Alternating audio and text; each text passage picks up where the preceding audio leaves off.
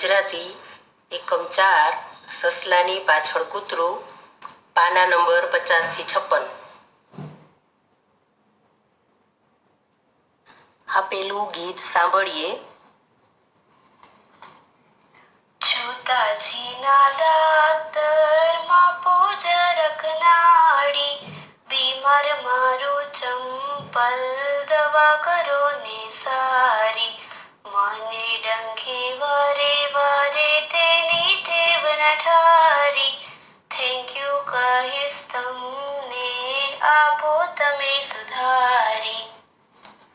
ગીત પછી નીચે તમને ઘણી બધી ડિઝાઇનો આપેલી દેખાય છે.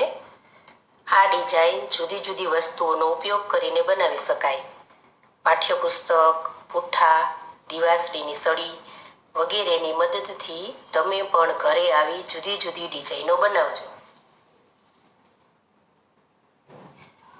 વાતચીતમાં આપેલ પ્રશ્નના જવાબ જોઈએ. પહેલો પ્રશ્ન છે, તમારા પુસ્તકનો આકાર કેવો છે? તમારા પુસ્તકનો આકાર લંબચોરસ છે. પુસ્તક લંબચોરસ આકારનું છે. પુસ્તકો વડે શું શું બનાવી શકાય? પુસ્તકો વડે ટેબલ, ખુરશી, ઘર, ત્રિકોણ, ચોરસ, લંબચોરસ અને બીજી પણ ઘણી બધી ડિઝાઇનો બનાવી શકાય. તમારા જૂથે પુસ્તકોમાંથી શું બનાવ્યું, કેવી રીતે? બીજા પ્રશ્નમાં તમે જોયું કે પુસ્તકોમાંથી બીજી ઘણી બધી ડિઝાઇનો બનાવી શકાય. પુસ્તકોનો ઉપયોગ કરીને ઘણી બધી ડિઝાઇનો બનાવી શકાય છે. વર્ગમાં શીખો અને ઘરે જઈને બનાવોમાં એક પ્રવૃત્તિ આપેલી છે, જે તમે જોઈ શકો છો. વાંચીને આ પ્રવૃત્તિ તમે ઘરે કરજો. વોટર કલર વાળા પાણીમાં દોરો પલાળો. એક કોરા પાનામાં દોરો આડો અવળો ગોઠવો. દોરાનો એક છેડો બહાર રાખી પાનાને વચ્ચેથી અડધું વાળી દો. કાગળ પર થોડો ભાર દઈને હાથ રાખો. પછી દોરાનો બહાર રાખેલો છેડો ધીમે ધીમે ખેંચીને આખો દોરો ખેંચી લો. જે ડિઝાઇન બની તેમાં તમને શું શું દેખાય છે તે સૌને કહો. આ પ્રવૃત્તિ તમે ઘરે બનાવજો. આકૃતિ બનાવો અને તેના આધારે જવાબ લખો. આ આકૃતિ બનાવવા માટે તમારે દિવાસળીની 40 સળીની જરૂર પડશે. આપેલ બંને આકૃતિ જોઈને તમે પણ આવી આકૃતિ બનાવો. આ આકૃતિ પરથી નીચે આપેલ પ્રશ્નના જવાબ આપવાના છે. નીચે તમને પ્રશ્ન દેખાય છે. પહેલી આકૃતિમાં કેટલી દિવાસળીની જરૂર પડી? ચાલો દિવાસળી ગણીએ. 1, 2, 3, 4, 5, 6, 7, 8, 9, 10, 11, 12, 13, 14, 15, 16, 17, 18, 20, 21, 22, 23, 24, 25, 26. તો પહેલી આકૃતિમાં 26 દિવાસળીની જરૂર પડે છે. તો તેનો જવાબ 26 છે. બીજો પ્રશ્ન છે, પહેલી આકૃતિમાં કેટલા ત્રિકોણ બનેલા છે? તો પહેલી આકૃતિમાં આપેલા ત્રિકોણ ગણીએ. 1, 2, 3, 4, 5, 6, 7, 8, 9, 10, 11, 12, 13, 14. તો પહેલી આકૃતિમાં 14 ત્રિકોણ બને છે. ત્રીજો પ્રશ્ન, બીજી આકૃતિમાં કેટલી દિવાસળીની જરૂર પડી? બીજી આકૃતિમાં આપેલી દિવાસળીઓ ગણીએ. 1, 2, 3, 4, 5, 6, 7, 8, 9, 10, 11, 12, 13. બીજી આકૃતિમાં 13 દિવાસળીની જરૂર પડે છે. તમે અહીં આપેલ જગ્યામાં પ્રશ્નના જવાબ લખી નાખજો અંકોમાં.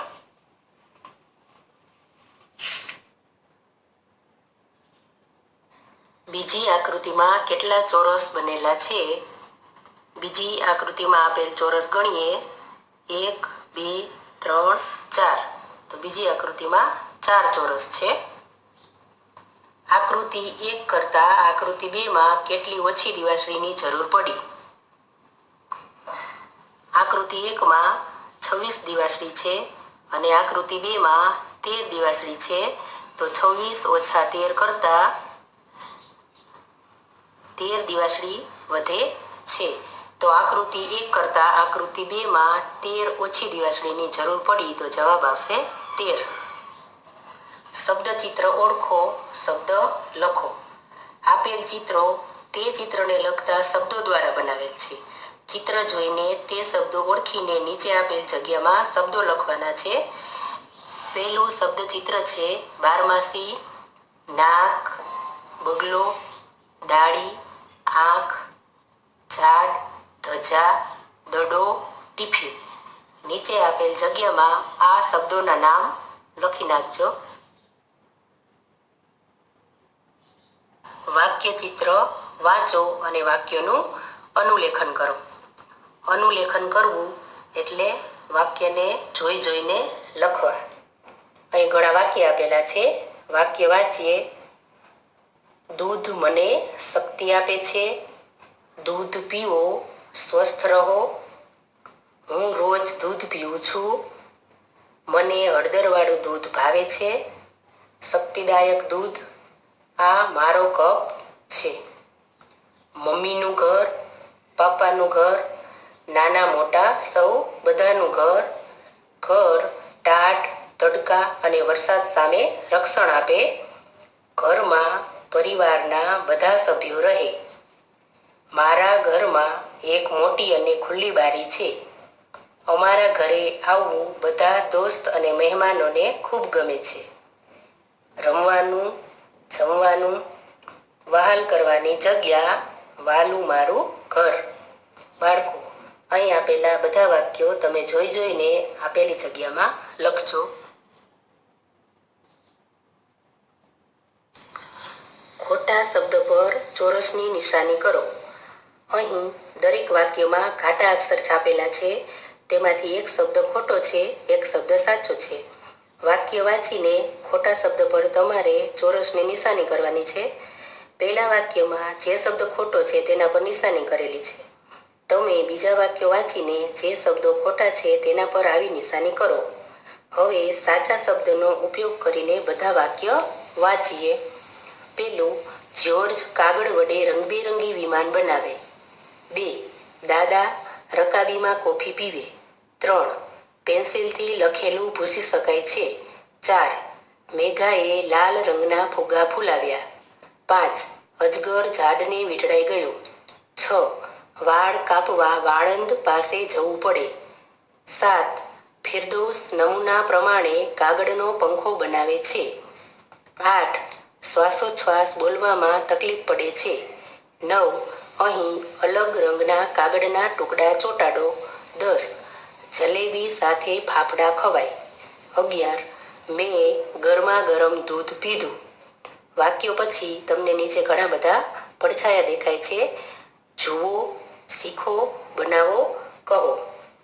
અહીં હાથના આંગળાની મદદથી ઘણા ચિત્રો બનાવેલ છે. બાળકો, તમે પણ ઘરમાં અંધારું કરી ટોર્ચની મદદથી હાથ, આંગળા, પુસ્તક વગેરેની મદદ લઈને આવા પડછાયા બનાવો. આ પડછાયા બનાવવા માટે તમે તમારા મમ્મી પપ્પા તેમજ બીજા વડીલોની મદદ લઈ શકો છો. આંગળાના જાદુનું ગીત સાંભળીએ.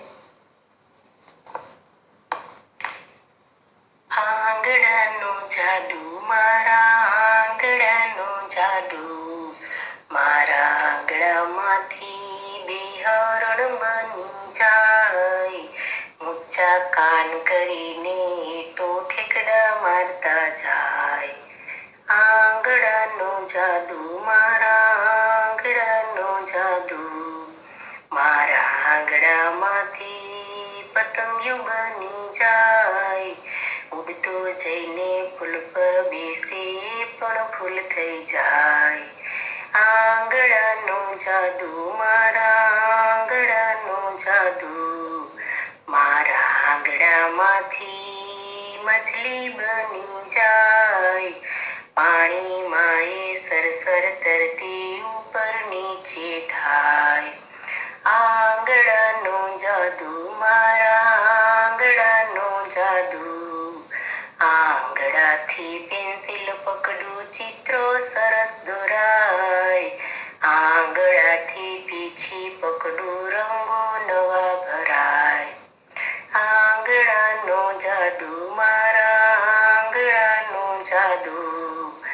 ક્યારેક મારી આંગળી આ તોફાની થઈ જાય, કાનમાં જઈને ખણખણ કરતી આવું ન કરાય. આંગળાનો જાદુ મારા આંગળાનો જાદુ, આંગળાનો જાદુ મારા આંગળાનો જાદુ. આપણે આ એકમમાં જે ગીત સાંભળ્યું, જે પ્રવૃત્તિઓ જોઈ, તેના પરથી કહોમાં પ્રશ્ન આપેલા છે. તમે પ્રશ્ન વાંચીને તેના જવાબ તમારી નોટબુકમાં લખજો. પ્રશ્ન 1. તમને આંગળાનો કયો જાદુ સૌથી વધુ ગમ્યો? ફરીથી કરી જુઓ. 2. તમને બીજી વાર ગાવાનું મન થાય તેવી પંક્તિ નીચે એક લીટી કરો. 3. ગીતની જે લીટી, પંક્તિ તમને યાદ હોય તે સૌને સંભળાવો. 4. આંગળાની મદદથી તમે બીજા કયા કયા કામ કરી શકો? આંગળાની મદદથી જે કામ ન થાય તેના પર ચોકડીની નિશાની કરેલી છે. તમે તમારા પાઠ્યપુસ્તકમાં શબ્દો વાંચીને આ પ્રમાણે નિશાની કરજો. ક્રિયાઓ જોઈએ. લખવું, લખવામાં આંગળાની જરૂર પડે છે. રડવું, રડવામાં આંગળાની જરૂર પડતી નથી, તેથી તેના પર ચોકડીની નિશાની કરેલી છે. ટીંગાડવું, ટીંગાડવામાં પણ આંગળાની જરૂર પડે. દોરવું, દોરવામાં પણ આંગળાની જરૂર પડે. ફૂલ ચૂંટવા, છોડ પરથી ફૂલ લેવા માટે પણ આંગળાની જરૂર પડે છે. ગાવું, ગાવામાં આંગળાની જરૂર પડતી નથી. જમવું, જમવામાં આંગળાની જરૂર પડે છે. હસવું, હસવામાં આંગળાની જરૂર પડતી નથી. પીવું, પીવા માટે આંગળાની જરૂર પડે છે. જોવું, જોવા માટે પણ આંગળાની જરૂર પડતી નથી. પકડવું, પકડવા માટે આંગળાની જરૂર પડે. ચપટી વગાડવી, ચપટી વગાડવામાં આંગળાની જરૂર પડે. ચોંટાડવું, ચોંટાડવામાં આંગળાની જરૂર પડે. તાળી પાડવી, તાળી પાડવામાં પણ આંગળીની જરૂર પડે. ચીંધવું, બતાવવું, ચીંધવા માટે અને બતાવવા માટે પણ આંગળાની જરૂર પડે છે. શબ્દોને યોગ્ય ક્રમમાં ગોઠવી અર્થપૂર્ણ વાક્ય બનાવો અને લખો. અહીં ઘણા શબ્દો આપેલા છે. શબ્દો આડાઅવળા છે. તેને ગોઠવવાથી અર્થપૂર્ણ વાક્ય બને છે. શબ્દો વાંચીને અર્થપૂર્ણ વાક્ય બનાવીએ. પહેલા વાક્યના શબ્દો આ પ્રમાણે છે. ફરવા ગયા, અમે ટ્રેનમાં બેસીને. આ વાક્યને અર્થપૂર્ણ રીતે બનાવીએ તો અમે ટ્રેનમાં બેસીને ફરવા ગયા એ રીતે બને છે. હવે બધા વાક્યો અર્થપૂર્ણ રીતે બનાવીને વાંચીએ. બીજું વાક્ય છે, નમ્રતા અને વિક્રમ હોશિયાર છે. 3. પતંગિયું ફૂલ પર બેસે છે. 4. ડ્રાઈવર બસ ચલાવીને પાવાગઢ ગયા. 5. હરણ ઊંચા કાન કરીને ઠેકડા મારે છે. 6. અશોક મગધનો રાજા હતો. 7. ઢીંગલીએ ગુલાબી ફ્રોક પહેર્યું છે. 8. મારા આંગળામાંથી પાણીમાં તરતી માછલી બને છે. 9.